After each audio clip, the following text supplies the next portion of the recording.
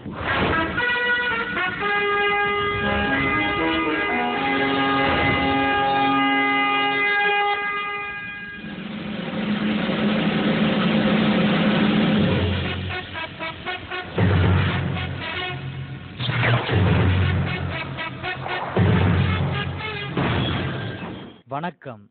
தலைப்புச் செய்திகள்.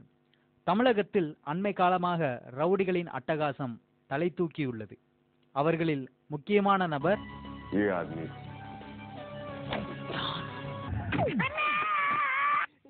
எவ்வளவு செங்கல கொண்டு எடுத்துட்டாங்க.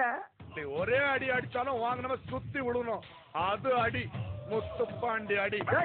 உனக்கு மட்டும்தான் குறிப்பா தெரியுமா? எனக்கு தெரியும்டா.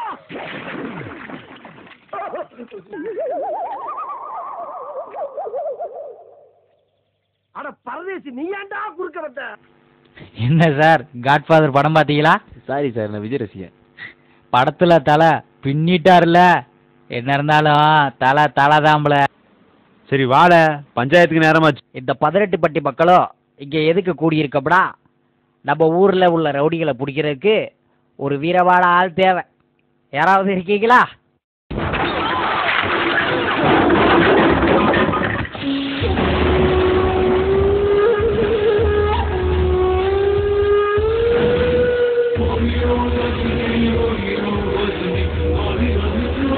பாஸ், இவனா சரியில்லை.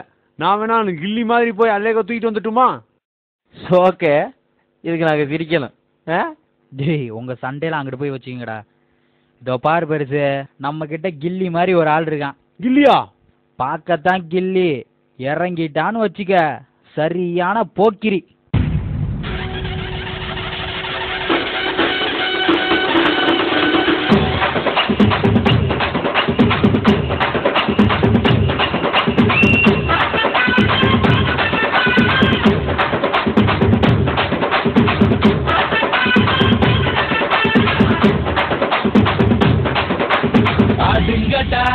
என்ன சுத்தி நான் ஐயனாரு வெட்டு கட்டி பாட போறேன். என்ன பத்தி கேளுங்கடா வாய பொத்தி. பாடுங்கடா என்ன சுத்தி. எனக்கு சண்டை போட்டு சாகடிக்கணும்லாம் வேணாம், சும்மா பேசியே சாகடிக்கணும். அப்படி ஒரு ஆள் தான் எனக்கு வேணும். அதுக்கும் கைவசம் ஆள் இருக்கு தலைவா. கருப்பு அடிடா, இத சொல்லிக்கிட்டே புடிடா.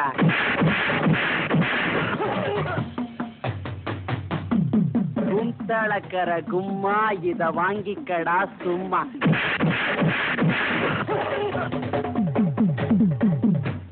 ஆட்டங்காளி படுதாக்காளி சீன்காளி வாடா என் தக்காளி. இது சும்மா ட்ரைலர் தாமா, மெயின் பிக்சர் நீ இன்னும் பார்க்கல. பார்த்த ஆடி போயிடுவேன். வாடா எம்மனாரு வாங்கித்தான் நீ பாரு. நின்னாக்கா அடிப்பேன், நிமிந்தாக்கா உதப்பேன்.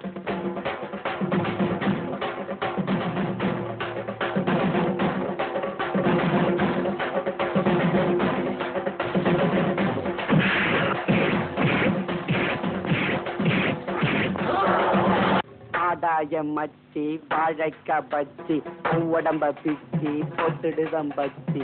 ஆதாய மச்சி வாழைக்கா பச்சி உடம்ப பிச்சி போட்டுடுதம் பச்சி.